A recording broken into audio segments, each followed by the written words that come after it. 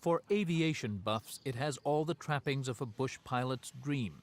But David Jacobson is a pilot for Mission Aviation Fellowship. There's no mistaking what mission means here. Oh, let's pray. Pray that this airplane would work the way it was intended. I pray that you give me wisdom in guiding it. This we pray and ask in your name. Amen. Yep. And his are hardly dream destinations, whether tourist or bush pilot. Yeah, good morning, sir. Charlie Alpha Uniform Taxi for takeoff as filed for Boga.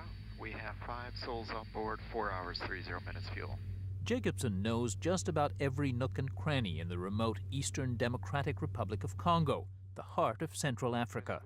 It is exactly the terrain that founders of the airline envisioned when it began as the Christian Airmen's Missionary Fellowship. Well, MAF started back in 1945, and really it was come from the World War II pilots who had come out of the service and were looking for something to do. And they loved the Lord and just wanted to do something that would make a difference. The initial desire and goal was to preach the gospel, to get pastors, missionaries, church planters, those kind of people to the areas that have not been reached yet with the gospel. Over time, those areas have proven to have more immediate humanitarian needs caused by natural disasters and a volatile post-colonial world.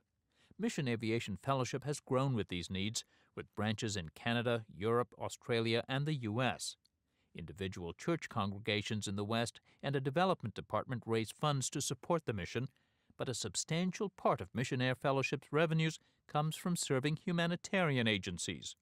Its 54 planes based in the developing world are often used in rescue and relief operations, in tsunami-hit countries, for example, or war-ravaged lands like Congo. The runs that we do are usually quite short, not much further than a 30-minute flight. And that means we don't have to carry a lot of fuel, and we can carry up to 1,200 kilos or so of freight. And that would translate into about, 2,500 pounds or so, roughly. So, yeah, this airplane we're flying here is a very capable airplane. It carries quite a bit of stuff. After a visual check to make sure grass on the strip had been cut, Jacobson landed in the village of Boga. He brought a consignment of medicines to be carried on foot to smaller clinics deeper in the jungle.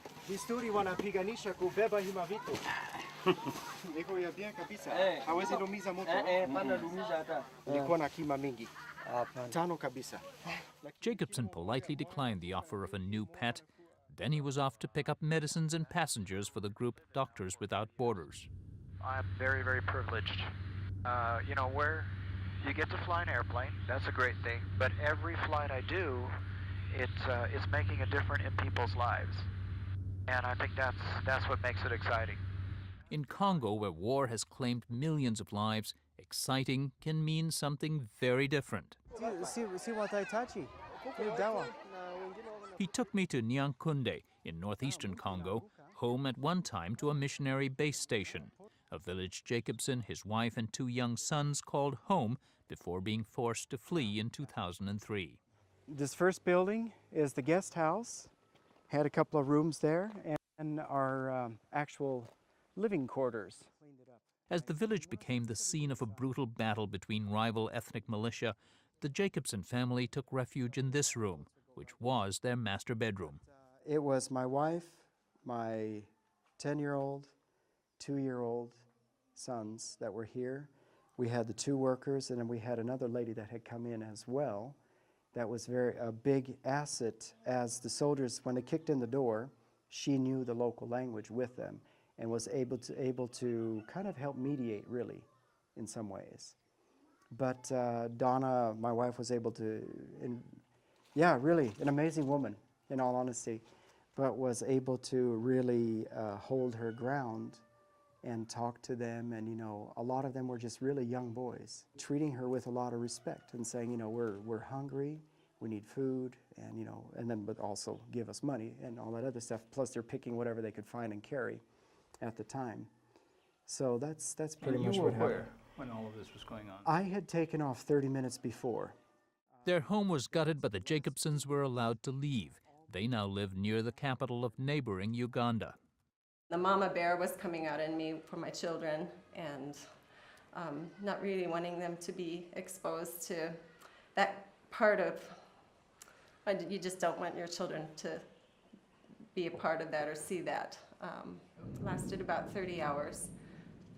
But through it all, God's presence was experienced, and I know His strength helped me do what I had to do in dealing with soldiers as they came.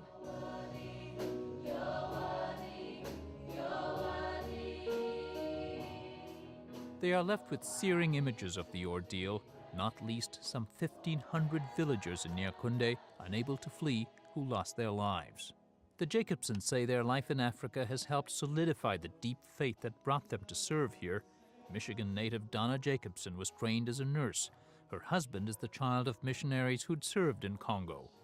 Every day, they say, brings a reminder of their wealth and privilege compared to most people in their host countries.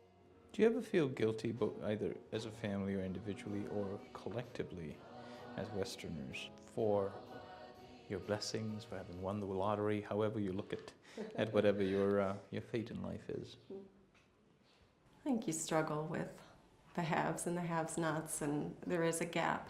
And no matter when we've lived in the village setting, we try to live simply, but there's always a gap. The Bible talks about His thoughts are not like our thoughts. His ways are not like our ways. And I don't try to second guess the God of the universe. It might sound extremely simplistic. The situation that has happened in Congo is awful. Millions of people have died. But He is still a good God through it all. In Congo, where roads are either too dangerous or non-existent, Mission Aviation Fellowship has been a critical part of the relief effort, and it's revenue from this work done by some 200 pilots like Jacobson that's been critical in fulfilling the original mission, furthering the growth of evangelical churches in the farthest reaches of the globe. For Religion and Ethics Newsweekly, this is Fred DeSam Lazaro, somewhere over the Democratic Republic of Congo.